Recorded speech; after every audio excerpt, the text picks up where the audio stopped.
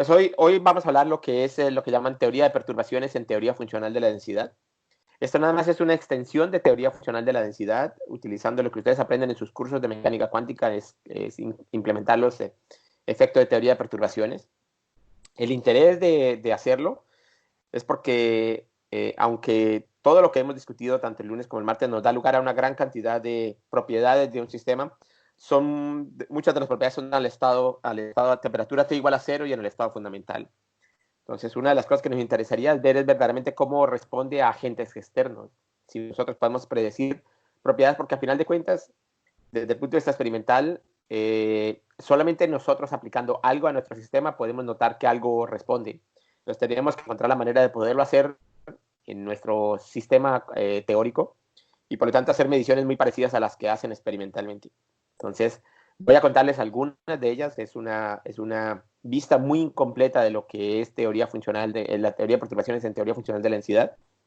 Voy a contarles la parte de fonones, que es como la más fácil de explicar, pero espero que gracias a eso puedan entender cuál es la metodología que se sigue en general para cualquier tipo de perturbaciones.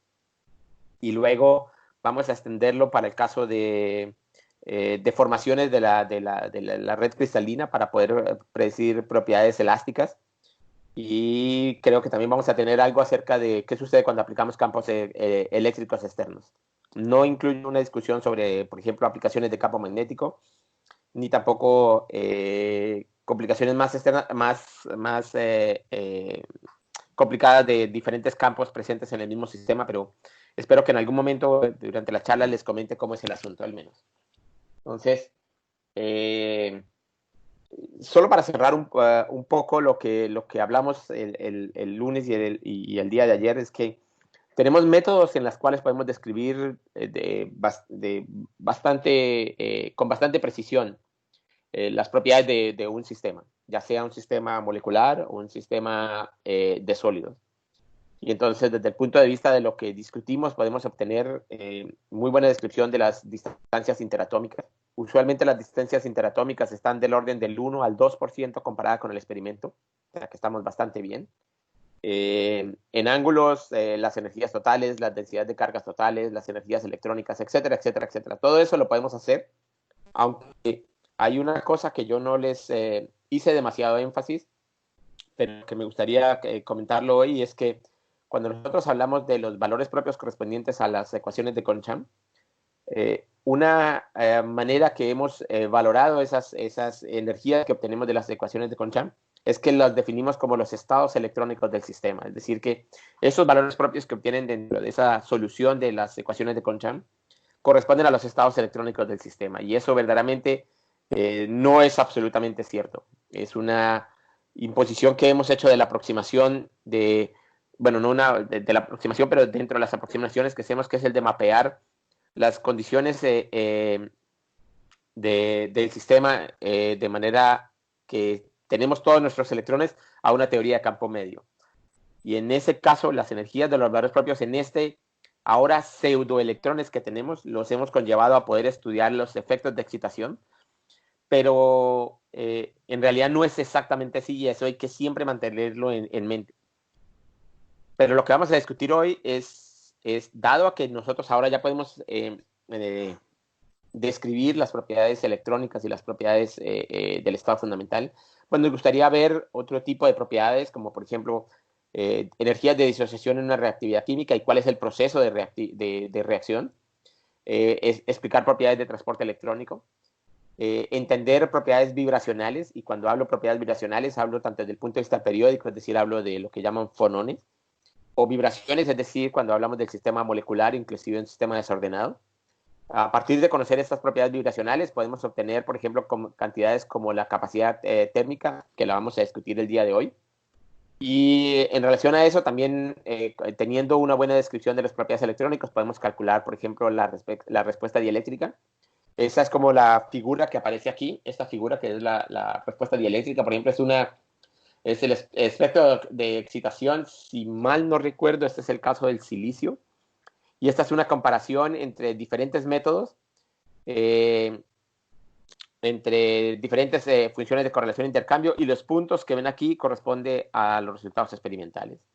Entonces, Es cierto que este cálculo de DFT, que da las partículas que llamamos independientes o en teorías de campo medio, no da exactamente el espectro óptico que esperamos, pero no está tan mal, no está tan mal. De verdaderamente, por lo menos ya vemos que hay un pico grande que está presente, pero hay diferencias enormes y por lo tanto necesitamos otras metodologías para poder entender los estados excitados, que es una de las cosas que no vamos a discutir. Y lo que sí vamos a discutir son este señor, que son las vibraciones, que en el caso de sistemas cristalinos se llaman fonones. Aquí los puntos corresponden a las mediciones experimentales obtenidas por scattering de neutrones y las líneas corresponden a los cálculos teóricos. Y yo creo que no hay necesidad de explicar que verdaderamente el acuerdo entre la teoría y el experimento es bastante bueno. Otras propiedades que nos pueden interesar, por ejemplo, es la superconductividad. Las propiedades de superconductividad, pues yo creo que uno de los parámetros que más nos importa es la temperatura crítica de transición de superconductividad. En el caso de que el superconductor sea de tipo normal, la teoría DFT da muy buenos resultados. Inclusive en un paper que aparece en PRL de la semana pasada, por el grupo de Hardy-Gross, hacer una extensión de DFT para poder encontrar temperaturas de transición que están en un error menor al 20% al que se encuentra experimentalmente, lo cual es una muy buena noticia, lo que nos permite explorar muchos de estos superconductores normales. Y esto solamente se basa en tratar de entender la respuesta electrónica cuando los iones se están moviendo, porque la superconductividad de tipo normal se debe más que nada al acoplamiento electrón-fonón. Podemos entender propiedades de superficies, que es una cosa que puede ser de mayor interés porque podemos explicar, por ejemplo, fenómenos como catálisis en la superficie, etc. Y otro tipo de espectroscopías, como por ejemplo espectroscopía Raman, espectroscopía infrarroja y otras más, que podemos obtener directamente a partir de los cálculos que vamos a discutir el día de hoy. Entonces, este es como un resumen de lo que vamos a cubrir. Lo primero es, como yo sé que al menos a mi edad se llega un momento en el que no te acuerdas de muchas cosas, entonces mejor lo recordamos entre todos, y es dar como de nuevo los elementos más importantes que tienen que tener en mente acerca de teoría funcional de la densidad. Esto porque van a ser imprescindibles para lo que vamos a discutir. Nos vamos a enfocar más que nada en un tipo de respuesta, que es la respuesta a los desplazamientos iónicos que da lugar a los fonones. Y vamos a cubrir este tipo de perturbación en gran detalle. Lo vamos a hacer únicamente en el régimen que llaman en el régimen adiabático. Es decir, que vamos a despreciar que en muchos casos el acoplamiento electrón-fonón es muy grande y por lo tanto puede dar lugar a lo que llaman fenómenos no adiabáticos. Y entonces eso lo vamos a cubrir en esa dirección y cuando hagamos la presentación de teoría de perturbaciones lo haremos al nivel de mecánica cuántica. Yo creo que muchos de ustedes se acuerdan de esto, pero como queremos que todos tengamos la misma comprensión del tema, pues voy a hacer una revisión muy genérica de lo que es teoría de perturbaciones en mecánica cuántica, para luego presentar entonces la teoría funcional la teoría de perturbaciones en teoría funcional de la densidad, que es una extensión nomás, y ese es el uso de la teoría de perturbaciones normal de mecánica cuántica, pero ahora en teoría funcional de la densidad. Y luego les vamos a mostrar algunos ejemplos de cómo se obtienen los resultados de teoría funcional de la densidad en el espectro de fonones. Discutiremos qué pasa, cuál es el efecto de Lechon's correlation. Discutiremos cómo a partir de ello podemos calcular, por ejemplo, algunas propiedades termodinámicas, haciendo énfasis, por ejemplo, en algunos de estos nuevos sistemas que la gente tiene tanto interés, que son sistemas que son débilmente acoplados, como por ejemplo son sistemas por capas. Y luego, aunque no me aparece en este review, dependiendo del tiempo, me gustaría ver si podemos discutir teoría de perturbaciones para poder entender la respuesta elástica de un sistema, a la vez que también podemos explicar, por ejemplo, qué sucede cuando yo introduzco un campo eléctrico externo a mi material y quiero ver cuál es la respuesta del mismo. Entonces, comenzamos por un repaso muy rapidito de lo que es teoría funcional de la densidad. Entonces, lo que hemos estado hablando en estos dos anteriores días es que la teoría funcional de la densidad se reduce realmente a este conjunto de ecuaciones, en la cual tenemos una ecuación por cada estado que tenemos en el sistema. Por lo tanto, I va sobre todo el número de estados que yo tenga. Puedo hacerlo para los estados ocupados, es decir, los electrones per se, o inclusive para estados no ocupados. Y esto solamente te dice que tú tienes una ecuación que, si te das cuenta por la forma, te dice que tú tienes una ecuación que solamente me depende del laplaciano que se toma sobre R, y un potencial, y este potencial, si lo ven, pareciera que únicamente es un potencial que está aplicado directamente sobre la función de onda. Por lo tanto, es por eso decimos que esta función de onda es de una sola partícula, porque aquí no pareciera que no, los demás partículas no tuvieran ningún efecto, pero en la realidad no es así, porque la forma del potencial de Kohn-Sham es la que aparece aquí abajo, en la cual tú tienes el potencial externo que hablamos anteriormente, que sencillamente en la mayoría de los casos es la interacción electrón-ion, pero también si incluyes la presencia de un campo eléctrico o de un campo magnético, entonces estos son precisamente el lugar en donde se incluyen esos términos. Tienes además el potencial de Hartree, que hablamos anteriormente también cómo aparecía, y que sencillamente es un término completamente clásico, en el cual lo que dice es cómo las dos densidades de carga interaccionan entre sí. Entonces, este es cuál es el efecto de las densidades de carga que están en el punto R', cómo van a afectar a un electrón puesto en el punto R. Y por supuesto, entonces está el cambio de la energía de correlación-intercambio, que es lo que les contaba, es el hueco negro de la teoría, y que realmente tiene que, para ser usado en estas ecuaciones, tiene que determinarse como la derivada funcional de esta energía que es la energía de correlación-intercambio. Entonces tú tienes que determinar esta energía de correlación-intercambio. Nosotros hablamos del caso de LDA, que es el caso más sencillo, pero también hablamos de otros funcionales que la gente está usando. Como les comenté, hay más de 500 diferentes tipos de funcionales. Muchas veces terminas usando el funcional que está en la familia en la cual tú científicamente te relaciones. Entonces, por ejemplo, si tú eh, te relacionas con gente del grupo de John Purdue, pues entonces vas a estar orientado a usar muchos de los funcionales tipo PBE. Si te relacionas con el tipo de Axel Becke, te relacionas con el B3lib y el lib y todos los demás. Entonces te darás cuenta que todos estos funcionales dependen un poco de dónde te mueves, pero en la realidad hay que tener en cuenta que el funcional es una variable que el usuario tiene que manejar. Lo que sucede es que en la mayoría de los casos este funcional existe de acuerdo a la existencia de los códigos que tú vayas a usar.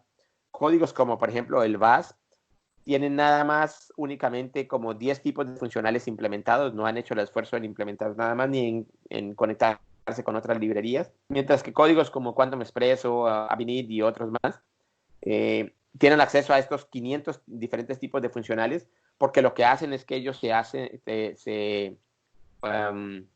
se unen o se linkean, no sé si es la palabra apropiada, se linkean a la librería libxc, y en esta librería libxc tú tienes acceso a la energía de correlación e intercambio y a las derivadas de la energía de correlación e intercambio, la primera y la segunda derivada, porque muchas veces a ti te interesa para la teoría de respuesta, más derivadas de la densidad electrónica, y eso lo vamos a ver más adelante. Y entonces aquí el objetivo, si te das cuenta, es que este potencial de Kohn-Sham se depende de la densidad, y la densidad es una densidad de carga sobre todo el mundo, porque si te devuelves aquí, la densidad de carga se obtiene como la suma de todos los orbitales de una sola partícula al cuadrado. Entonces, si te das cuenta, esta densidad de carga es la suma de todo el mundo, y esta densidad de carga es la que aparece dentro de la definición del potencial de Kohn-Sham. Entonces, para poder determinar la solución de esta ecuación que aparece aquí, tú tienes que conocer el potencial de Kohn-Sham, y para conocer el potencial de Kohn-Sham tú tienes que conocer la densidad, pero para conocer la densidad tú deberías conocer también los orbitales de una sola partícula, que en principio es el propósito de la solución del problema. Entonces, por eso es que se dice que la solución para este tipo de problemas es autoconsistente. Y es autoconsistente porque tú comienzas por dar unas funciones de entrada para las funciones de onda de un solo orbital y calcula la densidad dadas esas funciones de onda, encuentras cuál es el potencial de Kohn-Sham, te devuelves a estas ecuaciones y las resuelves numéricamente utilizando la metodología que tú prefieras. Con esto obtienes de nuevo las funciones de onda. Estas funciones de onda te dan lugar a la densidad te da un nuevo potencial de Kohn-Sham y así sucesivamente. La definición de convergencia depende de las implementaciones que existan. La manera más burda de hacerlo es considerar que la energía ha convergido al valor más bajo. En realidad, la mayoría de códigos no solamente usa la energía como el criterio fundamental para convergencia. Pueden usar, por ejemplo, la diferencia entre la densidad de carga calculada en una iteración y en la siguiente iteración, o pueden calcular el potencial calculado entre una iteración y la siguiente iteración, etcétera. Entonces, o pueden calcular, por ejemplo, los valores propios de estas ecuaciones de Conchamp y compararlos con la siguiente iteración y tomar una decisión si los estados no han estado cambiando lo suficiente dentro de un error. Entonces ya eso es un recuerdo muy rápido de qué son las ecuaciones de Conchamp y en qué está basada la teoría funcional de la densidad. Y ya sabemos que para obtener esas ecuaciones lo único que tuvimos que haber comenzado es con una definición de la energía que me depende de la densidad, pero como la densidad me depende de los orbitales, también puedo decir que entonces la energía es una funcional de estos orbitales. Ayer Andreas nos contaba el orbital free approximation, pero también hay un orbital dependent en la que tú físicamente las energías de Conchamp las pueden definir únicamente y directamente sobre estos orbitales, de las cuales no vas a discutir, pero esa teoría ha sido desarrollada ya. Y hay aplicaciones muy interesantes, pero hasta donde tengo conocimiento, el esfuerzo computacional en ese tipo de metodologías es mayor que en el caso de la teoría funcional de densidad normal. Recuerden que para poder comenzar con esta funcional, porque es una energía que me depende de un conjunto de funciones, yo también tengo que requerir que las funciones de onda que yo vaya a usar para ser obtenidas bajo esta minimización tienen que ser ortonormales entre sí. Entonces ya todo este proceso se reduce a tratar de definir cuál es la energía de correlación e intercambio. El lunes discutimos que una de las posibles aproximaciones es lo que llaman Local Density Approximation, es el caso de LDA, y lo que se hace únicamente es decir que la densidad local de energía viene dada por la densidad local de un gas de electrones homogéneo, que es también en la literatura se conoce como un gilio. Entonces tú puedes, para una densidad dada, tú puedes calcular cuánto vale esa energía de correlación intercambio, que por cierto, usualmente la manera como se escribe esta energía de correlación intercambio es como un término de intercambio y un término de correlación. Los dos se consideran aparte y se suman entre sí. Muy bien, y después de discutir esta aproximación para la correlación intercambio, que es el caso del LDA, también hablamos del caso del generalizado del gradiente, el GGA, en el que básicamente dice que esta densidad de energía por número de partículas depende de la densidad, como también dependía para el caso del Local Density Approximation, pero también me depende del gradiente de la densidad. Entonces es una corrección adicional. Y si lo piensas, tú pensarías que siempre que vayas a un caso de GGA debería ser mucho mejor, porque tú puedes pensar que localmente la densidad tenga cambios lo suficientemente fuertes como para que sean capturados también por el gradiente, pero como les comentaré el día de hoy, dependiendo un poco de la propiedad, inclusive LDA da mejores resultados que GGA. En lo que les voy a contar, y no por problemas personales, sino porque tal vez es el funcional que, por cuestiones de inteligencia de los autores, vamos a usar un funcional que llaman el funcional PBE. En mi opinión, este resultó tal vez uno de los funcionales más usados por una razón que yo creo que fue lo más importante que ellos hicieron los autores. No solamente fue la derivación del funcional, sino que además ellos crearon una subrutina en Fortran que contenía el funcional, de tal manera que cualquier persona que estuviera desarrollando un código de primeros principios basado en teoría funcional de la densidad, lo único que tenía que hacer es tomar esa subrutina y pegarla al código que estaban creando, hacerle un link a la subrutina, y podían directamente usar este funcional sin ningún cambio. De tal manera que entonces esto hizo que se convirtiera en la funcional más usada. Si miras, por ejemplo, esta funcional tiene más de 90,000 citas desde que fue creada en 1996. Muy bien.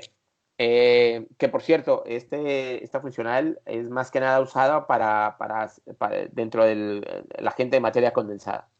En el caso de sistemas de la gente que trabaja en el área química, ellos hayan generado un funcional que es bastante preciso, comparado con el PB para las propiedades que ellos miran, que es el caso del BLib y el B3lib. Pero yo espero que Andrea les haya contado algo al respecto. Si no, muchas de las cosas la pueden encontrar en el internet. Muy bien. Entonces, como les dije, que esto fue ya lo que voy a entender, que ustedes ya son expertos en teoría funcional de la densidad, y por lo tanto lo que vamos a ver es cómo podríamos ahora entender qué sucede cuando yo perturbo mi sistema y puedo encontrar cuál es la respuesta que quiero hacer. Por ejemplo, el caso que vamos a discutir a continuación es el caso de los fonones, y la perturbación significa que los iones están permitidos a vibrar alrededor de su posición de equilibrio, es decir, que yo puedo desplazar la posición iónica desde su posición de equilibrio, y a mí lo que me gustaría ver es cuáles son los cambios energéticos debido a eso. Y eso es lo que se llaman los fonones. Pero para eso, solo un recuerdo también de algo que discutimos la vez pasada, es nosotros definimos lo que era una celda unidad, en este caso en particular, si se fijan en el cursor, esta sería mi celda unidad, en la cual verdaderamente tengo dos átomos por celda, tengo el átomo que está aquí negrito y este átomo que es blanquito. Y si te dan cuenta, yo si traslado este átomo en la dirección de uno de los parámetros de celda, obtengo este, obtengo este, obtengo este, obtengo este. Y si tomo este y hago lo mismo, obtengo este, obtengo este, obtengo este. Entonces, si se dan cuenta, son verdaderamente dos átomos por celda. Y estos dos átomos por celda son capaces de repetir toda la celda. ¿De acuerdo? Ahora, en lo que vamos a ver, y lo voy a introducir ahora porque yo creo que va a ser importante, yo puedo construir lo que llaman una supercelda. Y una supercelda es tomar esta celda unidad, este señor, y lo que voy a hacer repetirlo es un número de veces en las direcciones que tú quieras. En este caso en particular, lo voy a repetir en el plano AB o en el plano XY. Entonces tengo este plano, y lo que tomo es esta celda unidad y lo repito una vez. Entonces tengo esta celda unidad y la repito en esta dirección perdón. La repito una vez, la repito una vez y la repito una vez, y por lo tanto tengo esta nueva celda. Esto es lo que llaman una supercelda, que es solamente una repetición de la celda unidad. Recuérdense, al menos que desde el curso de estado sólido, que una cosa es la celda unidad y otra cosa es la celda primitiva. La celda primitiva es la celda unidad con menor volumen. Y muchas veces, desde el punto de vista práctico, es mucho mejor usar la celda primitiva, porque generalmente la celda primitiva, generalmente no siempre la celda primitiva, tiene menor número de átomos que la celda unidad. Por lo tanto, el cálculo computacional, como discutimos el día de ayer, depende del número de electrones que vas a considerar, y si tienes menor número de átomos, entonces también tienes un menor número de electrones. ¿Ok? Muy bien. Entonces, esto es lo que sería una celda y una supercelda. Y entonces, basados en eso, lo que vamos a hacer es lo siguiente. Entonces, comencemos desde el caso más sencillo. Supongamos que yo tengo una superficie o tengo un potencial que describe la interacción entre los iones de mi sistema. Entonces, supongamos que esta es mi potencial, la curva roja que aparece aquí. ¿De acuerdo? Y esta es la forma como la energía se describe con los parámetros que describen el comportamiento de mi sistema. En el caso particular que yo tengo, entonces voy a decir que mi celda unidad tiene un conjunto de átomos, y cada uno de los átomos tiene una posición dentro de la celda. Y ese es el parámetro del cual depende la energía. ¿De acuerdo? Recuerdan que cuando nosotros hablamos de la aproximación de Bohr-Oppenheimer, dijimos que desde el punto de vista electrónico, las posiciones iónicas para la energía son números. O sea, no, la dependencia de la energía con respecto a las posiciones iónicas no dependen directamente, sino que dependen indirectamente. Es decir, tú fijas las posiciones iónicas y resuelves el problema electrónico dadas las condiciones iónicas. ¿De acuerdo? Entonces, por lo tanto, si yo cambio las posiciones iónicas, también me cambia el valor de la energía, y eso es lo que esto representa, que significa que para cada una de las posiciones iónicas tengo un valor diferente de la energía. Ahora, si yo tengo la celda unidad y esa celda unidad viene dada de la siguiente manera, es que, no, la tengo es aquí, perdón. Entonces lo que voy a representar es que tengo un átomo de la celda, y por ahora representémoslo en una dimensión, ¿de acuerdo? Entonces yo tengo que mi posición de mi átomo en la celda la voy a representar, la voy a dividir en diferentes componentes.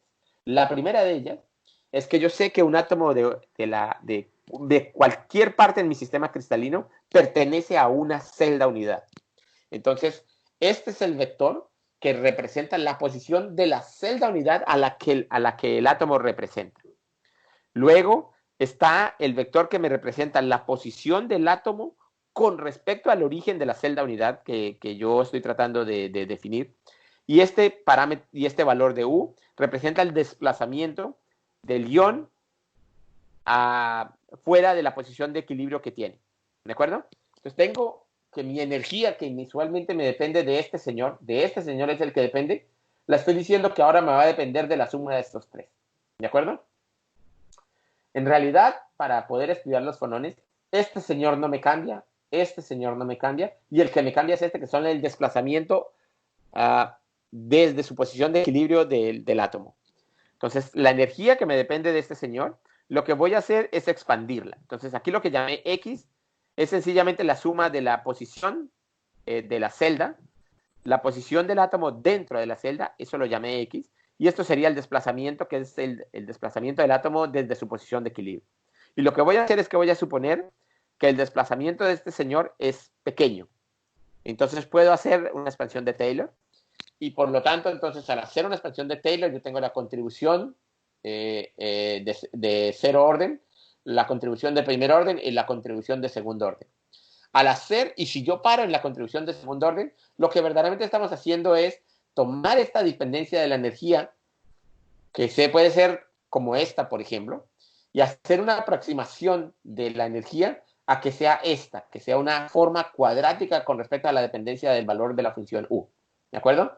Aquí la diferencia entre esta ecuación que estoy escribiendo aquí a la que sea en una dimensión es que aquí considera que este señor es un vector y por lo tanto hacer la expansión de Taylor me depende de las componentes del vector. Por eso aquí aparece la suma sobre alfa y beta. Entonces alfa y beta son las direcciones del vector desplazamiento. Entonces serían x, y, z o y, y, z, depende de cómo tú quieras definir los vectores de tu sistema. Usualmente se definen con respecto a los parámetros de celda A, B y C.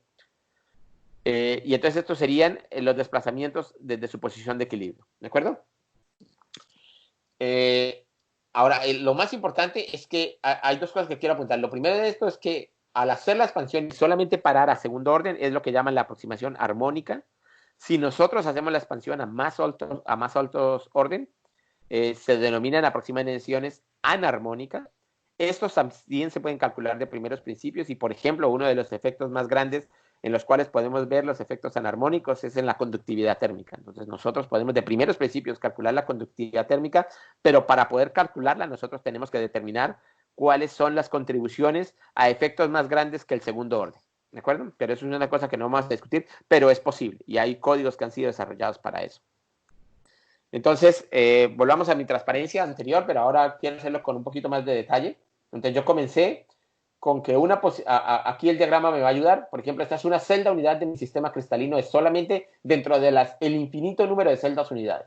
Entonces, defino un sistema de coordenadas y defino un vector que me define la posición de esa celda unidad. Ese vector corresponde a este señor R. Luego tengo otro vector que me define cuál es la posición del átomo dentro de esa celda unidad que yo llame tau.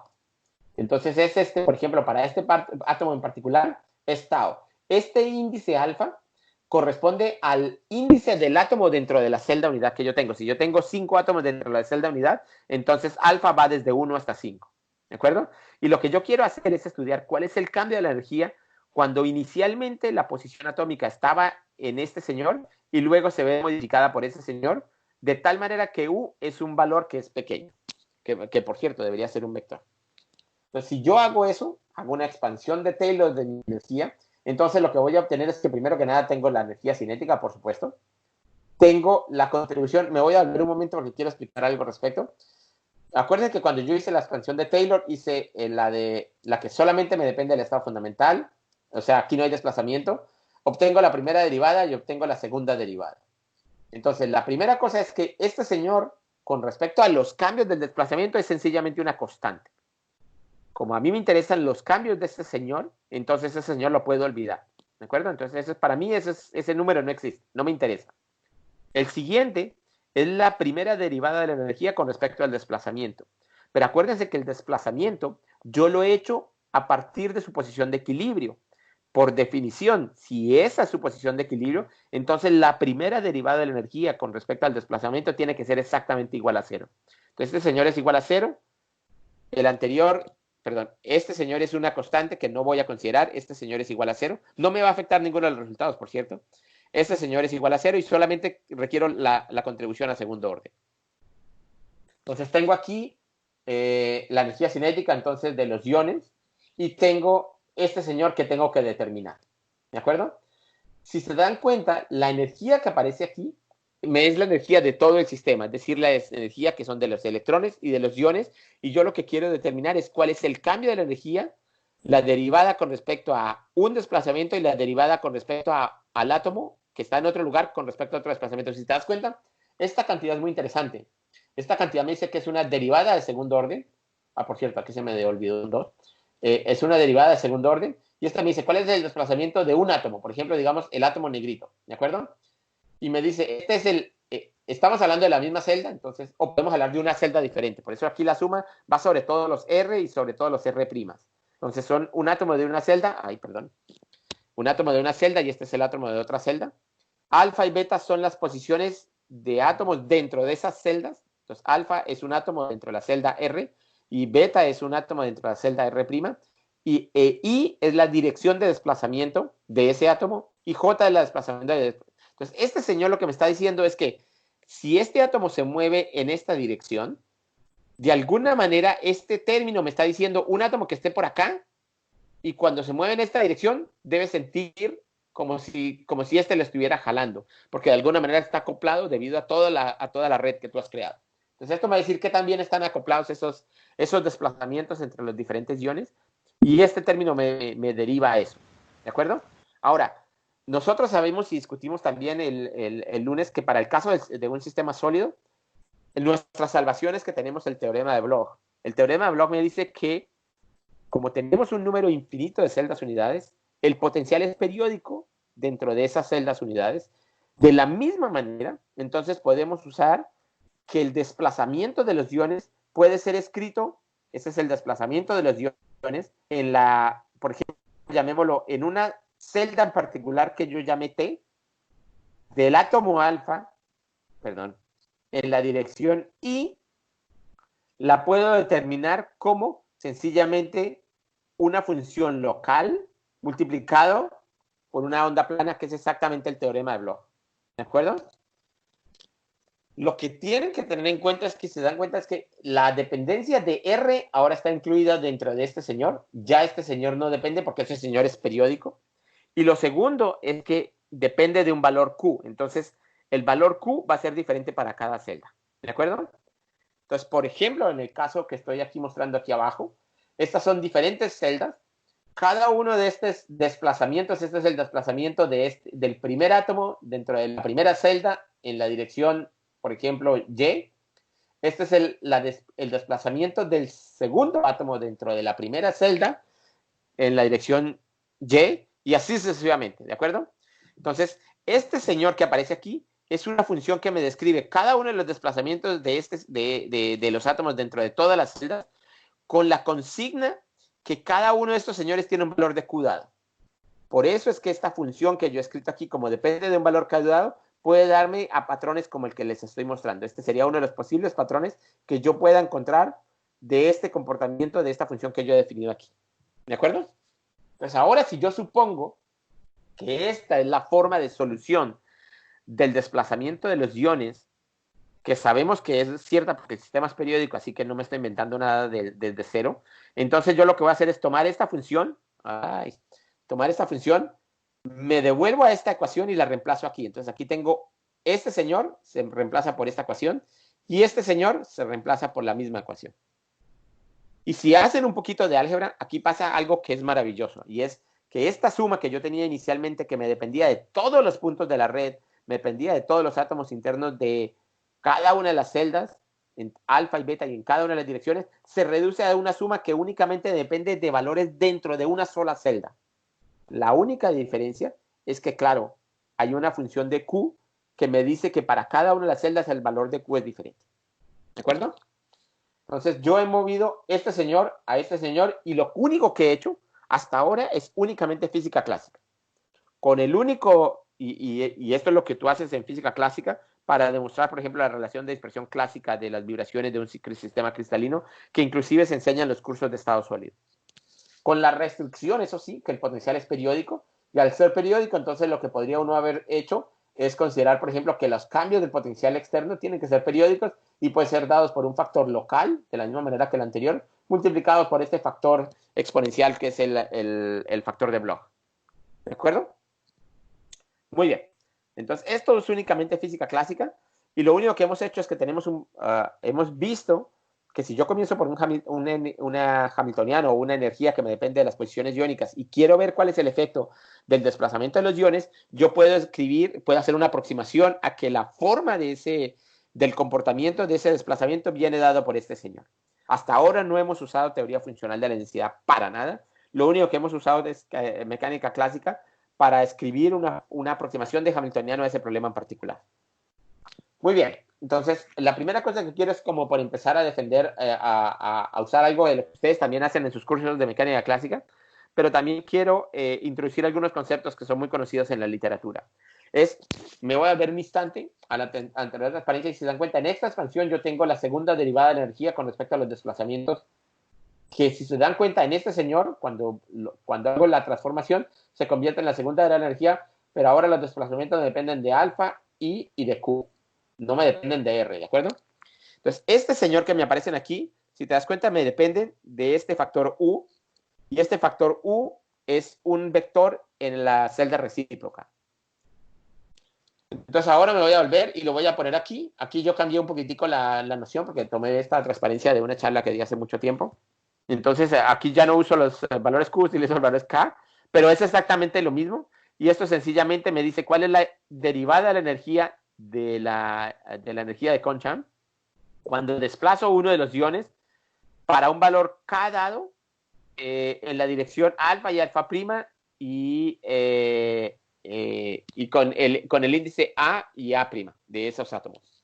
Este señor se denomina las constantes de fuerza interatómica. Y esto es lo que nosotros tenemos que poder determinar en teoría funcional de la densidad. ¿Por qué? Porque si nosotros somos capaces de determinar estas constantes, entonces yo me puedo devolver a esta ecuación, ¿de acuerdo? Y yo puedo diagonalizar los valores propios de esta ecuación, porque si se dan cuenta, esta es una forma cuadrática, ¿no? Yo tengo una cuadrática aquí y tengo, si te das cuenta, hasta final de cuentas es una matriz no diagonal que yo puedo diagonalizar, que eso es lo que hago aquí.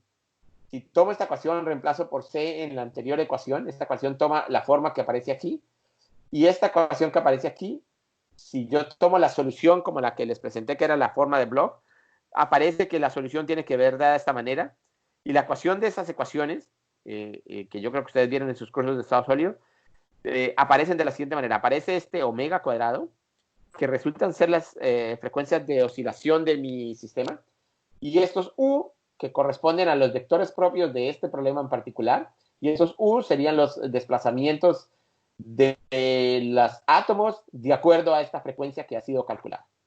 Y hasta ahora, nada que he usado teoría funcional de la densidad. De nuevo, lo que me va a servir teoría funcional de la densidad es para calcular este señor, que si se dan cuenta es la derivada de la energía de segundo orden con respecto a los desplazamientos. Eso es lo que yo tengo que terminar por DFT. Apenas pueda extraerlo y calcularlo, yo puedo devolverme esta ecuación, reemplazar esta matriz que yo he calculado y hacer una solución de valores propios para encontrar cuáles son los valores de los perdón, de los desplazamientos y de las frecuencias correspondientes, es decir, de los valores propios. Muy bien. Y entonces cuando lo opcionan van a ver situaciones como esta. Por ejemplo, este sería una vibración. Este es uno de los casos, creo que es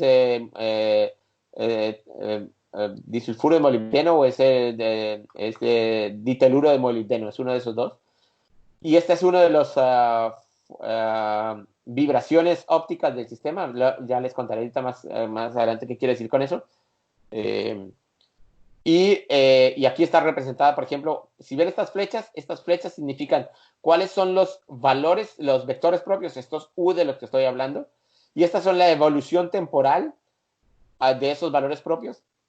Y si se dan cuenta, por ejemplo, esta es una de las frecuencias que es muy interesante porque tú ves que hay vibración en una de las... Esto es un sistema cristalino, no son una bicapa, sino es un sistema cristalino. Es decir, que esto se repercute al infinito y esta es una en la que hay una vibración en una de las capas, pero la otra de las capas está fija.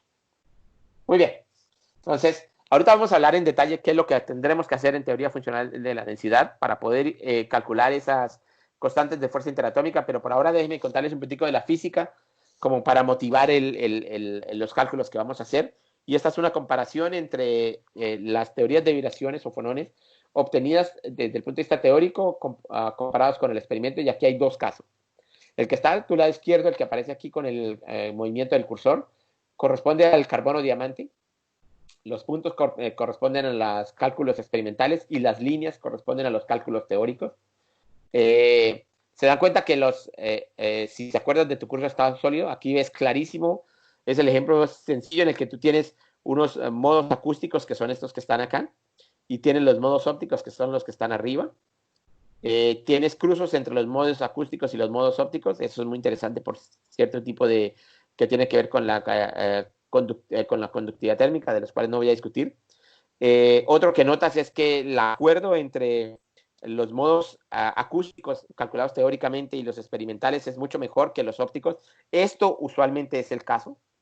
La razón es dual. La razón una es porque, claro, el funcional puede ser que no esté muy bien. Los modos, si se recuerdan de su curso de estado sólido, los modos ópticos son modos localizados. Es decir, que si yo tengo dos átomos, son que se mueven muy localizados entre los dos, mientras que los modos acústicos se propagan bastante sobre la ley. Es decir, que la longitud de onda de la vibración en los modos acústicos es grande, mientras que la longitud de onda de los ópticos es muy pequeña. ¿De acuerdo?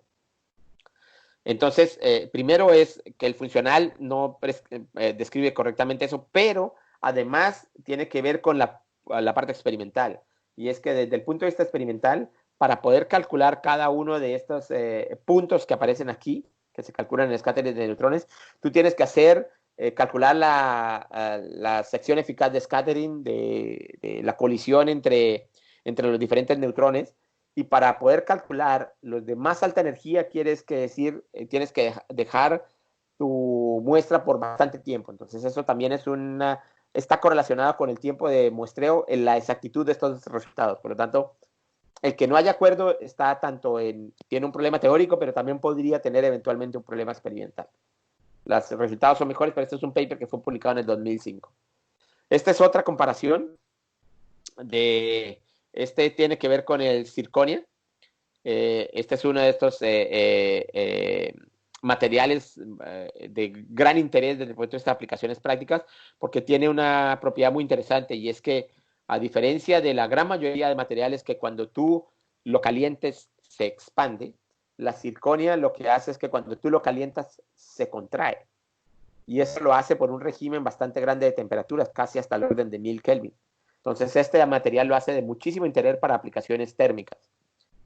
Y esta es la comparación únicamente de los fonones en gamma, únicamente en el punto en el cual Q es igual a 0, es decir, en el punto gamma. Y esta es la comparación entre los resultados experimentales y los resultados teóricos, y te das cuenta que dan bastante bien. Esto yo creo que tú dices, uy, wow, ahora yo voy a usar DFT para todo. Y dice, le estoy mostrando las muy buenas noticias. Hay otras noticias que no son tan buenas. Usualmente los errores en el error máximo que yo conozco en el caso de DFT suele ser del orden hasta del 20 al 30% comparado al experimento. ¿De acuerdo? Entonces mantengan eso en mente algún día cuando ustedes hagan un espectro de fonones, para cuando lo vayan a comparar con el experimento, especialmente en la parte óptica donde van a hallar los diferentes más grandes. Muy bien. Ya hablamos algunos de qué tenemos que hacer cuando hacemos la expansión de energía para un sistema periódico. No hay ningún problema. Hay dos cosas que vamos a tener en cuenta, las cuales no vamos a discutir, pero yo quiero ponérselas en su mente porque les va a ser de utilidad. La primera es la siguiente, y tiene que ver con lo siguiente. Supongan que el sistema es polar. ¿Qué significa sistema polar? Por ejemplo, un sistema polar es el óxido de zinc. Entonces tú tienes el oxígeno y tienes el zinc. El oxígeno es mucho más electronegativo que el zinc, entonces chupa más carga en el zinc, entonces el sistema tiende a tener más carga en el oxígeno que en el zinc. Entonces, si se dan cuenta, debido a eso, el sistema tiende a tratar de formar un campo eléctrico local entre el zinc y el oxígeno. Cuando el sistema vibre, porque lo va a hacer debido a los fonones, entonces este campo eléctrico va a vibrar. Y este campo eléctrico vibrando se puede acoplar a los electrones que tiene el sistema óxido de zinc. Ese fenómeno que produce el sistema que el sistema vibre y tenga un acoplamiento con un campo eléctrico local debido a la vibración, produce un fenómeno que es lo que llaman el LO-TO splitting, que lo que hace es que los fonones longitudinales ópticos y los fonones transversales ópticos se, se en principio son degenerados y la presencia de este campo eléctrico rompe esa degeneración que tienen estos fonones. ¿De acuerdo? Entonces, pero nosotros no vamos a discutir el caso este particular porque requiere ciertas aproximaciones que van un poco más allá de lo que nosotros discutimos desde DFT. Pero quiero darle en el caso en el cual ustedes tengan que hacer un cálculo para un sistema que es polar, tienen que considerar la correlación la corrección LOTO, que la mayoría de códigos además ya tienen implementado. Así que es nada más usar las aproximaciones necesarias para poderlo calcular correctamente. Muy bien, entonces entremos en detalle y veamos ahora cómo podemos, primero que nada, hacer teoría de perturbaciones.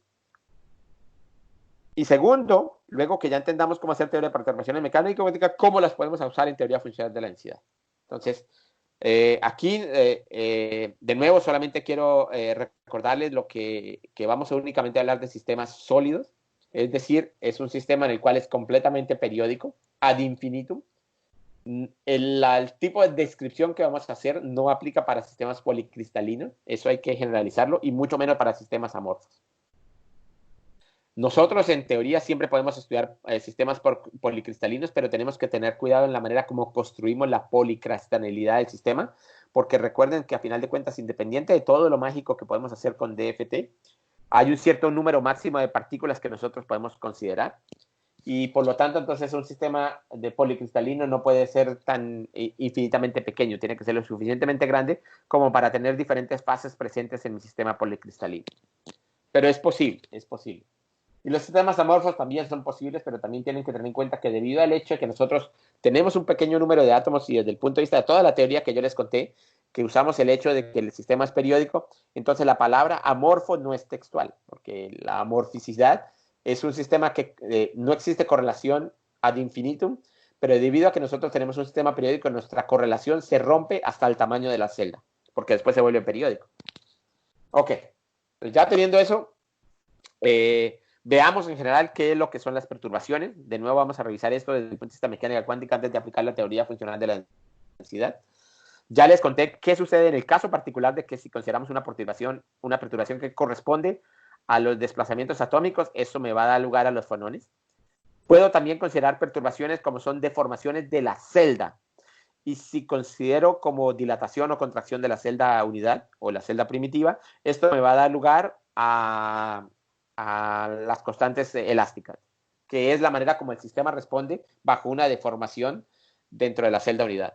También tenemos la posibilidad de incluir campos homogéneos o inhomogéneos, depende exactamente de la manera como lo haces, para poder entender cuál es la respuesta del sistema debido a la presencia de un campo eléctrico o un campo magnético.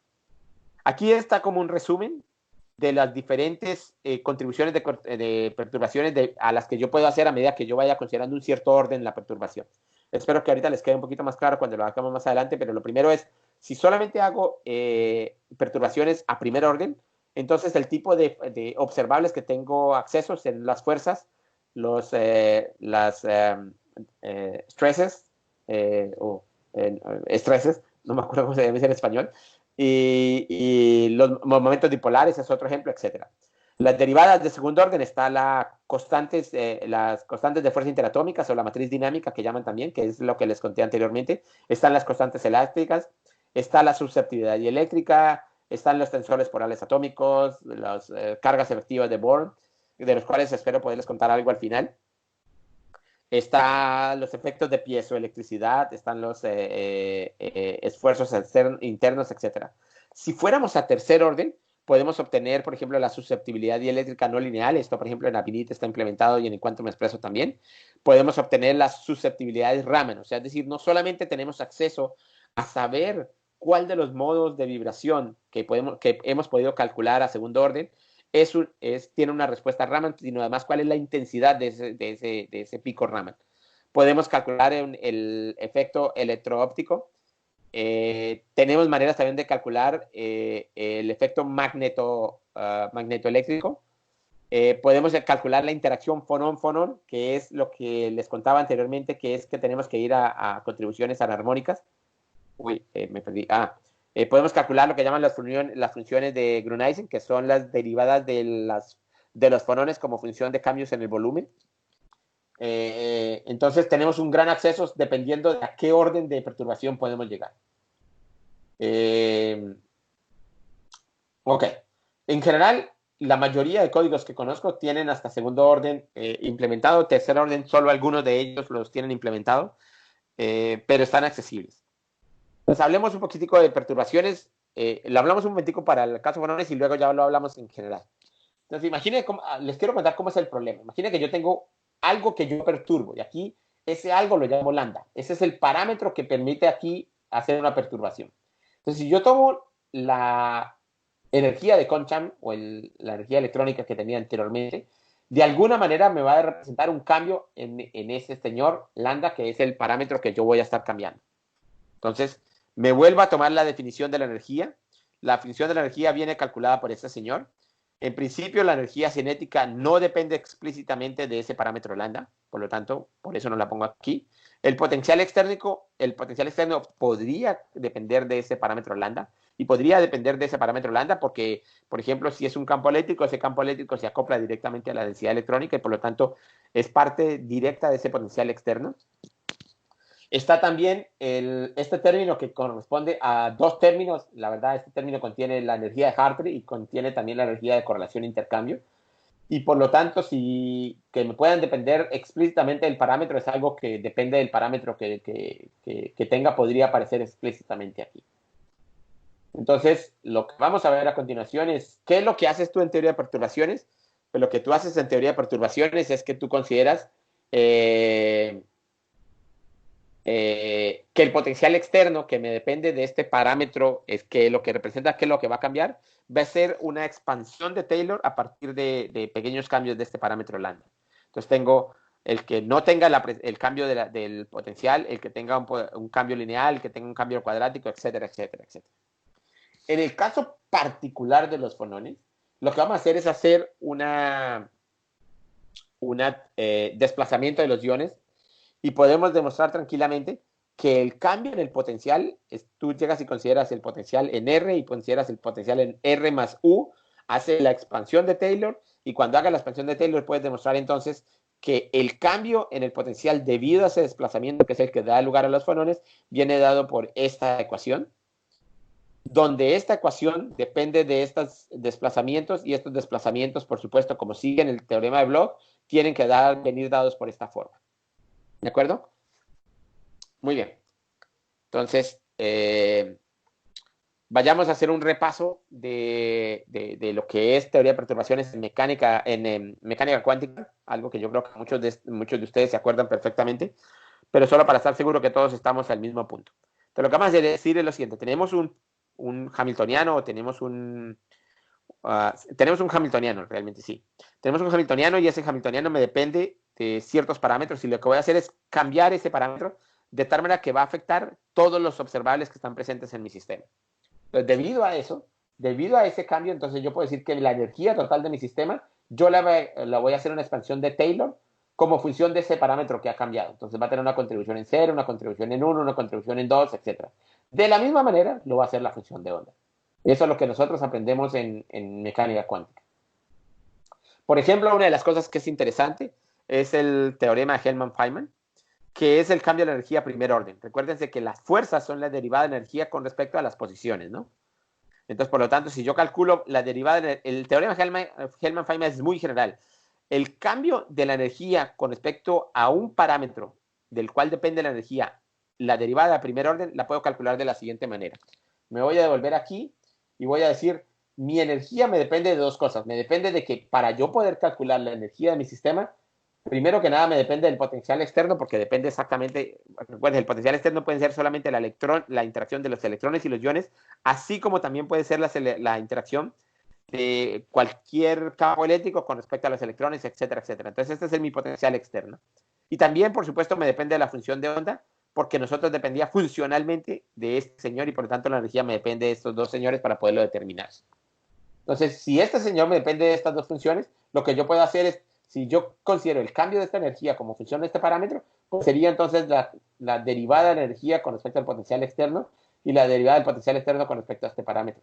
Más la segunda, que sería la derivada de energía con respecto a la función de onda, multiplicada por la función de la derivada de la función de onda con respecto a ese parámetro. Y aquí es donde viene la parte más interesante y es esto. Si se dan cuenta, debido a que yo estoy tomando esto alrededor de la posición de equilibrio, entonces la derivada de energía con respecto a la función de onda, este señor es exactamente igual a cero. Y debido a que este señor es igual a cero, entonces la derivada total o el cambio de la energía total con respecto a este parámetro lambda me resulta solamente igual a este señor. ¿De acuerdo? Y ahora se fijan en algo muy bonito. Y es esto. Y es que esto yo lo puedo calcular directamente a partir del estado fundamental. Y este señor yo lo puedo calcular porque yo puedo conocer la forma explícita del potencial.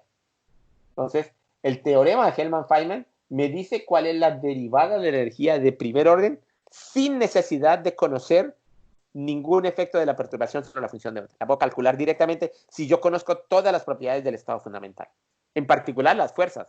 Entonces, el uso del teorema Hellman-Feynman, por ejemplo, en teoría funcional de la densidad, es que yo puedo calcular las fuerzas interatómicas si yo he podido resolver el problema electrónico. Porque si yo resuelvo el problema electrónico, conozco la función de onda del estado fundamental, puedo conocer la energía del estado fundamental y por lo tanto yo puedo calcular cuánto vale este señor de manera directa.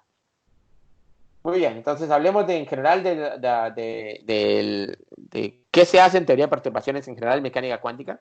Voy a hacer conexiones con teoría funcional de la densidad en algún punto y al final lo que voy a hacer es desarrollar la misma teoría, pero en teoría funcional de la densidad. Entonces, tenemos cualquier función como función del parámetro siempre puede hacer una expansión de Taylor alrededor de ese parámetro que he podido definir. En particular, si mi energía me depende de psi, de la función de donde me depende del potencial externo, y si estos señores me dependen de los parámetros, entonces, por supuesto, la energía ya puede ser expandida como cambios como función del parámetro. ¿De acuerdo? Entonces, lo que nosotros vamos a suponer es que lo vamos a suponer de momento únicamente con respecto al parámetro externo. Es decir, que yo voy a imponer que el cambio del parámetro que va a estar cambiando la energía únicamente en primer grado va a cambiarle el potencial. Entonces, este señor lo puede hacer una expansión de Taylor con respecto a ese parámetro que yo he incluido. ¿Cuál es? Depende de qué tipo de perturbación estás interesado. Cuando tienes este potencial, entonces cuando ya vienes y lo pones aquí, quiere decir que todo lo demás cambia. Cambia la energía, porque ahora el potencial ya no era el del estado fundamental, sino es el del estado fundamental, más órdenes superiores, y también cambia la función de onda. Entonces, lo que nosotros queremos de alguna manera es el poder calcular cuáles son las variaciones de la energía debido a introducciones de lambda que aparecen directamente sobre cambios en el potencial externo. Entonces, ya que dejamos el problema definido, déjenme hacerlo primero en mecánica cuántica normal y luego ya volvemos a la teoría funcional de la densidad. Esto es para recordarles cómo se hace. Yo creo que muchos de ellos, pues muchos de ustedes lo han tomado en sus cursos recientemente, así que espero que no les sea muy difícil. ¿Qué es lo que nosotros sabemos? Sabemos que nosotros tenemos un potencial, tenemos, perdón, un hamiltoniano que describe, y la ecuación de Schrödinger para ese hamiltoniano viene descrita aquí. Lo único que hice es que la ecuación de Schrödinger generalmente se escribe como el hamiltoniano multiplicado a la función de onda es igual a la energía multiplicada por la función de onda. Entonces eso sencillamente lo muevo al lado izquierdo y tengo el hamiltoniano menos los valores propios son multiplicados por este señor es igual a cero. Entonces es una manera diferente de escribir la ecuación de Schrödinger. Dice nada más. Con la condición que este señor está normalizado. ¿De acuerdo? Entonces si ahora tomo este señor y lo multiplico por psi por la función de onda lambda, que es lo que me aparece aquí, este señor me dice que esto es igual a cero. Y es normal, ¿cierto? Porque si yo tomara la matriz entre psi h y psi, me va a dar epsilon lambda, que es lo mismo que está aquí, por lo tanto me da cero. Así que no cambié absolutamente nada. Y ahora en teoría de perturbaciones, todavía sin conectarnos con teoría funcional de la densidad, lo que voy a asumir es que el hamiltoniano de mi sistema va a ser ahora una función de un parámetro dado. Entonces yo tengo que es mi hamiltoniano no perturbado, multiplicado, sumado con las contribuciones de un hamiltoniano que me depende del valor lambda. Entonces va a ser lambda, lambda al cuadrado, lambda y hasta cierto punto, hasta cualquier lambda que a ti te interese. Entonces este es tu nuevo hamiltoniano, de los cuales has introducido una perturbación sobre este hamiltoniano. Entonces, ¿cómo lo hacemos? Vamos a considerar únicamente que el cambio del hamiltoniano está dado únicamente a primer orden. Es decir, que mi hamiltoniano, debido al cambio de este parámetro externo, viene dado por un hamiltoniano no perturbado más H1 que representa el cambio en el hamiltoniano a orden lambda. Voy a suponer que a órdenes más grandes se pueden ser despreciados o que sencillamente no existen. Entonces, ahora que yo tengo que H se ve modificado por esta ecuación, entonces la ecuación de Schrödinger, que es la que tengo aquí arriba, tiene que ser cambiada porque debido a que el hamiltoniano ha cambiado, pues este señor y este señor va a cambiar. Y lo que yo asumo en teoría de perturbaciones es que la función de onda va a cambiar de la misma manera como cambia H. Es decir, entonces psi n, que es la función de onda, solución a la ecuación de Schrödinger, va a ser la función de onda no perturbada más una corrección a primer orden, más una corrección a segundo orden, más una corrección a tercer orden y así sucesivamente. Y de la misma manera, la energía que aparece aquí va a ser una energía para el estado no perturbado más algo proporcional a lambda, que sería primer orden, algo que está proporcional a segundo orden y así sucesivamente. ¿De acuerdo? Entonces, ahora que ya tengo estas tres ecuaciones, recuerden, la primera es el hecho de que nosotros estamos asumiendo cuál es la forma de la perturbación. Es decir, yo conozco qué vale H1, yo tengo que conocerlo. Por ahora no estoy definiendo cuál es, pero tengo que conocerlo.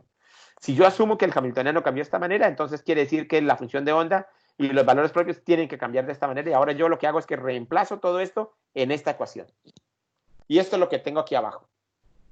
Y lo que hago es agrupar términos. Entonces agrupo los términos que no dependan de lambda, agrupo los términos que dependan de lambda, perdón, agrupo los términos que no dependen de lambda, agrupo los términos que me dependen únicamente de lambda, agrupo los términos que me dependen de lambda cuadrado y así sucesivamente. Y eso lo hago con el lado izquierdo y en el lado derecho. ¿De acuerdo? Ahora aquí ya se van a dar cuenta que ustedes reconocen algo. En el caso en el que no dependen de lambda, la ecuación H0 psi n sub 0 es exactamente igual a este señor. Es exactamente igual. Porque esa es la ecuación del estado no perturbado. Por lo tanto, este señor y este señor se pueden cancelar. Y ya solamente me quedan ecuaciones en el lado izquierdo que me dependen de lambda, lambda cuadrado, lambda cuadrado, en el lado derecho y así sucesivamente. ¿De acuerdo? Y entonces ahora lo que vamos a hacer es considerar, lo podemos hacer de dos maneras, depende de cómo se le enseñan ustedes a los estudiantes.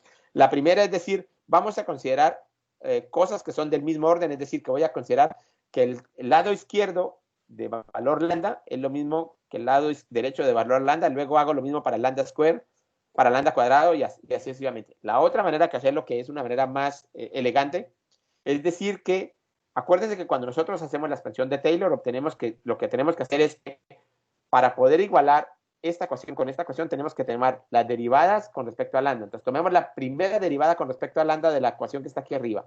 Si tomamos la ecuación con respecto a lambda, este señor se va. Este señor me da solamente este factor. Este señor me da este factor multiplicado por lambda. Si lo hago con la ecuación que está al lado derecho, este señor se va. La primera derivada con respecto a lambda me da esto. Y la siguiente término me da algo que es proporcional a lambda. Y luego tomo el límite de lambda yendo a cero. Y cuando el lambda va a cero, entonces me queda exactamente que este señor es igual a este señor y eso sería la aproximación de primer orden. Entonces, bueno, como les conté, cuando lambda es igual a cero, es exactamente igual a esto. Cuando tomo la derivada con respecto a lambda y luego hago el lambda igual a cero, me da exactamente esto, que es este señor es igual a este señor. ¿De acuerdo? Si hago el asunto a lambda, a la segunda derivada con respecto a lambda, entonces este señor no contribuye, este señor no contribuye, porque acuérdense, es la segunda derivada con respecto a lambda, nada que este señor, y entonces me da que este señor es igual a este señor, que es lo que aparece aquí. Pero ya tengo las contribuciones a cero orden, a primer orden y a segundo orden. Entonces, veamos cada caso en particular. Perdón, y algo que tienen que acordarse también es que la función de onda es ortonormal. Por lo tanto, a cualquier orden, la función de onda phi sub n tiene que ser perpendicular a phi sub n y eso tiene que ser igual a 1. Si reemplazo a este señor, la expansión que yo he propuesto en esta ecuación, lo que voy a obtener es que entonces a primer orden, a cero orden, obtengo que psi n sub 0, psi n sub 0 es igual a 1, pero a órdenes superiores, por ejemplo, a primer orden me da que este señor es igual a 0, a segundo orden este es igual a 0 y así sucesivamente. ¿De acuerdo? Espero que no tengan ninguna duda al respecto. Muy bien, entonces vamos a ir al primer orden. Y en el caso del primer orden, aquí lo único que hice fue escribir la ecuación que obtuvimos para el primer orden. Entonces me dice que esta es el hamiltoniano a primer orden multiplicado por la función de onda no perturbada, por el hamiltoniano no perturbado multiplicado la función a primer orden. Entonces, si se dan cuenta, de alguna manera, el producto de los diferentes componentes que yo tengo aquí, de alguna manera me tiene que dar no más alto que primer orden, porque es precisamente únicamente haciendo el análisis de primer orden. Entonces, lo primero que ya tengo esto, lo primero que voy a hacer es tomar esta ecuación y voy a multiplicar por psi n sub 0. Y este n es el mismo que está aquí. ¿De acuerdo? Entonces, por ahora, y lo que voy a asumir es que únicamente voy a hablar de sistemas que son no degenerados. La extensión a sistemas degenerados se puede hacer, pero no la voy a discutir, pero es relativamente fácil. Entonces, multiplico por psi n esta ecuación que está arriba, la multiplico por el lado izquierdo, es decir, multiplico esta por psi sub n, que me da esto, la multiplico esta por psi sub n, y multiplico el lado derecho por psi sub n, y ahora vamos a recoger los términos. Este es el primer término, me da psi sub n, que fue por el cual multipliqué h1, psi n sub 0, que es el que tenía aquí. Ahora miremos esta ecuación me da h sub 0 por psi sub n 1, pero multipliqué eso por psi sub n, entonces obtengo esto. Pero este señor que está aquí, yo conozco la solución, porque psi sub n ese es un estado propio del hamiltoniano no perturbado. Por lo tanto, este señor es exactamente igual a psi n sub 0 multiplicado por su valor propio epsilon sub n, sub 0. Entonces tengo este señor que resulta ser igual a este señor. Ahora miro el lado derecho. En el lado derecho tengo esto. He multiplicado por psi n sub 0. Este señor es un número con respecto a ese bra con el que he multiplicado esta ecuación. Por lo tanto, lo puedo mover fuera y tengo psi n sub 0 multiplicado por psi n sub 0. Como yo sé que son ortonormales, este señor es igual a 1. Y lo que me queda aquí es epsilon sub n sub 0 y el producto entre psi n sub 0 y psi n sub 1. ¿De acuerdo? Entonces, esto fue muy rápido. Esto todavía sigue siendo primer orden. Entonces, tengo esto. Entonces, ahora voy a recoger términos. Tengo esto y me quedaría en principio esto. ¿De acuerdo?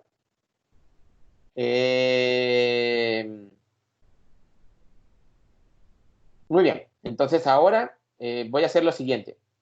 Este señor que está acá, yo tengo que lidiar con este producto interior que no sé cuál es, pero recuerden, voy a volver un momento porque se me ayuda. Recuerden que yo he pedido que las funciones de onda son ortonormales. Entonces, este señor es igual a este señor, pero negativo. ¿De acuerdo? Entonces, ahora tomo esta ecuación y la reemplazo en esta dirección. La reemplazo aquí. ¿De acuerdo? Y esta se convierte en esta misma. Y entonces, por lo tanto, yo puedo pasar esto. La paso para acá. Este señor me da epsilon n sub 1. Este señor es lo mismo que este, entonces este señor se cancela con este señor se cancela con este, debido a eso, y por lo tanto solamente me queda que epsilon n sub 1, que es este que está aquí, es igual a esto. Y esta es la teoría de perturbaciones de primer orden. Y si se dan cuenta, es la teoría de Hellman-Feynman. ¿Sí ven qué interesante? Si yo quiero calcular cuáles son las fuerzas, es decir, el primer cambio de la energía debido a un cambio del potencial por algún parámetro, por ejemplo, este señor, entonces lo único que necesito calcular es el elemento matricial del hamiltoniano que cambió debido a ese cambio de parámetro multiplicado por las funciones de onda del estado fundamental.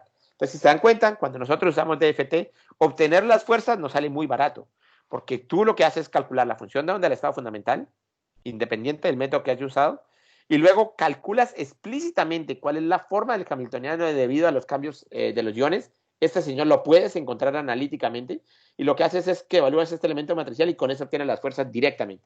Entonces, obtener las fuerzas interatómicas en un cálculo de DFT es baratísimo. Bueno, baratísimo, es muy sencillo.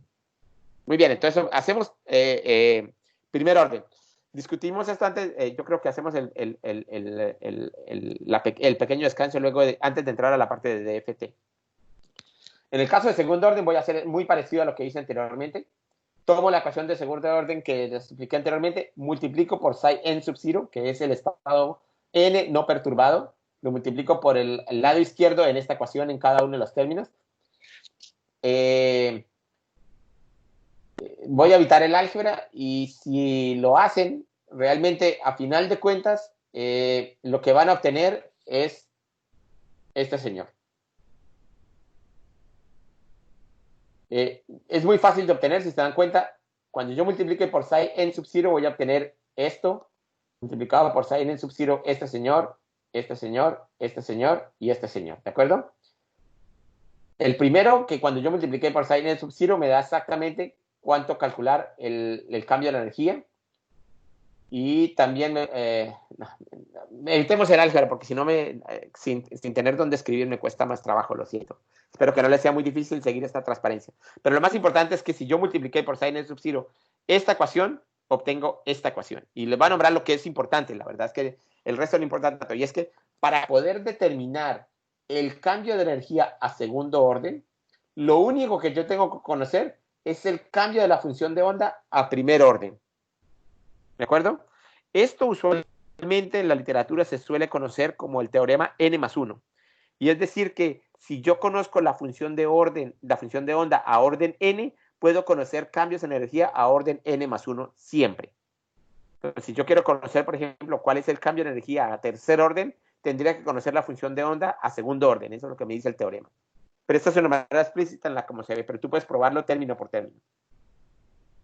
Entonces ahora, perdón, me devuelvo un momentico, ahora esta ecuación necesita que nosotros podamos determinar este señor.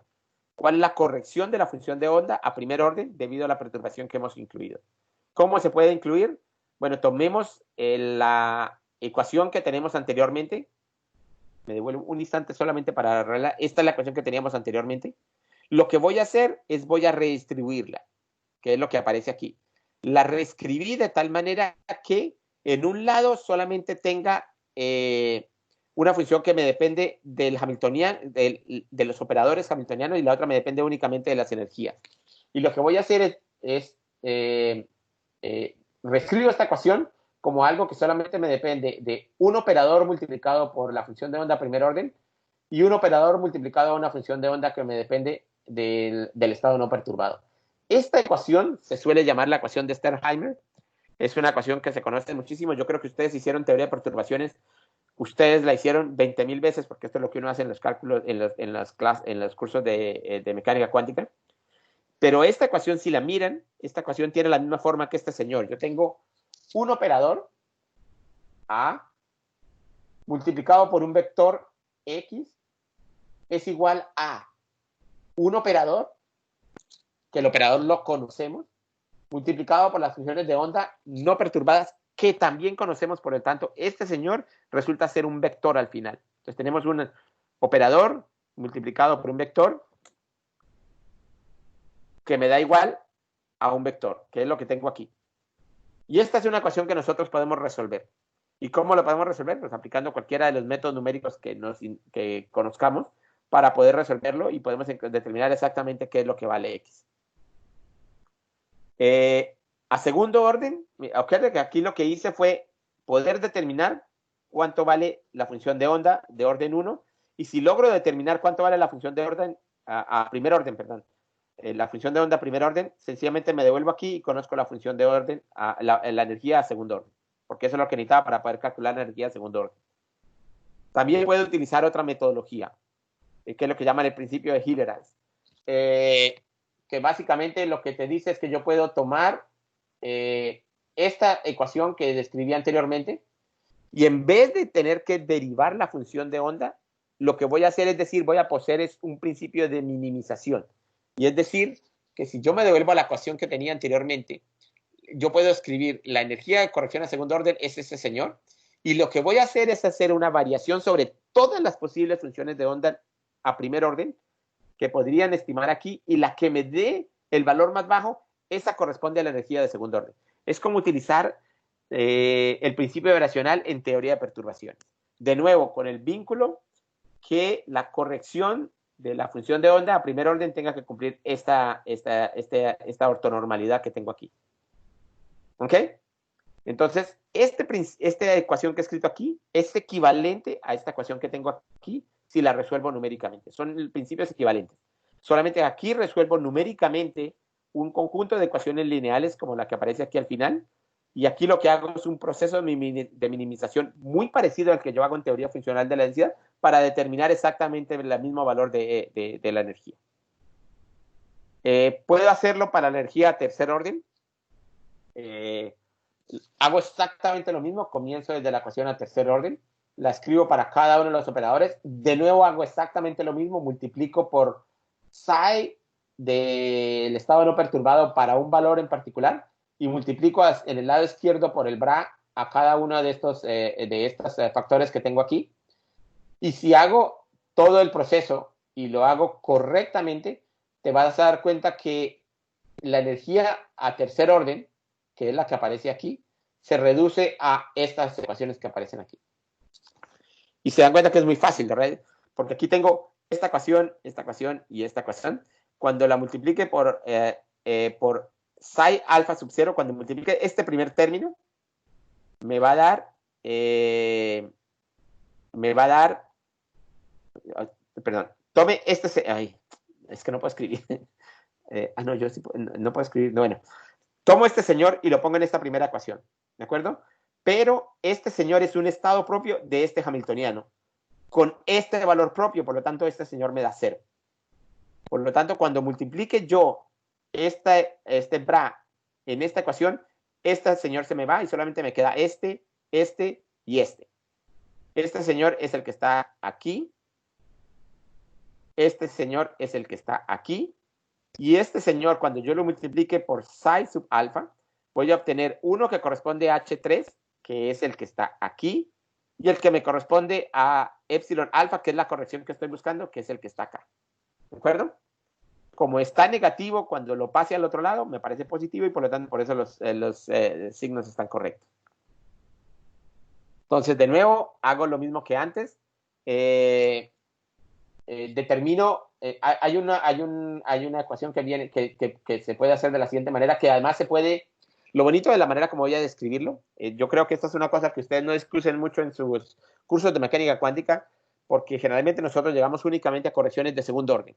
Pero como les conté anteriormente, hay valores, hay cantidades físicas que nos interesan poder calcular, que son correcciones a tercer orden. Entonces, por lo tanto, el poder entender qué sucede a tercer orden nos puede ayudar a entender qué pasa si nosotros quisiéramos llegar a órdenes superiores. Entonces, déjenme escribirlo y voy a escribir todas las ecuaciones anteriores, pero ahora las voy a generalizar y las voy a escribir de una manera un poquito diferente.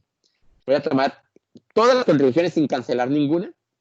Voy a mover todo lo que yo tenía en el lado izquierdo, lo voy a mover al lado derecho y voy a compilarlas de tal manera que todo lo que aparezca aquí sea de la siguiente manera. Tengo 3 con 3, 2 con 2, 1 con 1, 0 con 0. Luego aquí aparece 2 con 2, 1 con 1, 0 con 0, 1 con 1, 0, 0, 0, 0. Para aquellos que alguna vez se acuerdan de cómo se hace la partición del espacio cuando tienes suma de momento angular, ¿se acuerdan que era J igual a J1 más J2 y uno dividía el subespacio? Esto es más o menos lo que estoy tratando de hacer aquí. Es muy parecido, ¿de acuerdo? Pues miren la analogía. Esto nada más es un pequeño detalle. Pero la parte interesante tiene que ver con lo siguiente. Uno puede probar que si yo sumo este término, este señor me da 0. Yo puedo probar que este señor me da 0. Perdón, aquí esto debería ser... Aquí yo tengo un error. 2, 1, 3. No, está bien.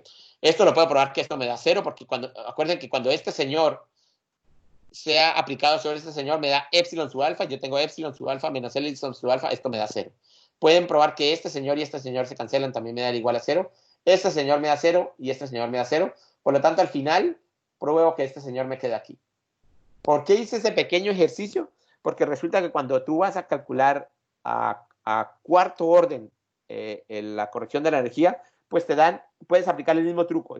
Pones todos los términos que sean 4, 4, 3, 3, 2, 2, 1, 1 y 0, 0. Puedes aplicar exactamente la misma partición y puedes probar que a final de cuentas solamente una submatriz de esta distribución de términos es la que sobrevive.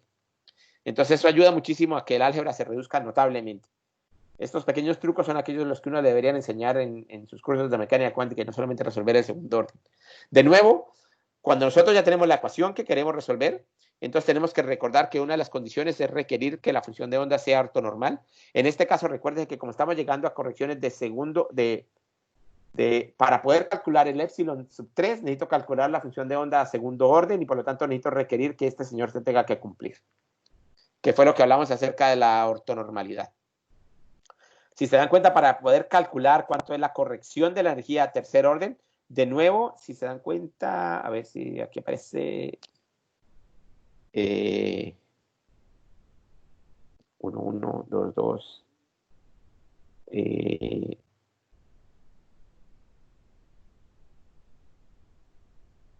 Ok, si se dan cuenta, de la manera como aparece aquí, ¿sí ven?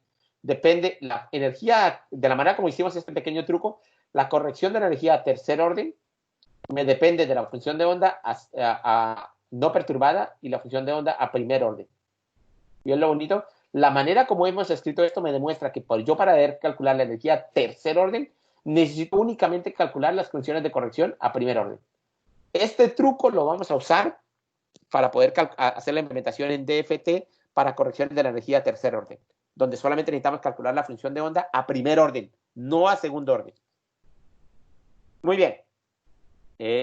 Yo creo que si les parece, podemos hacer un pequeño receso de preguntas y cuando regresemos podemos volver a cómo se hace esta implementación en teoría funcional de la densidad.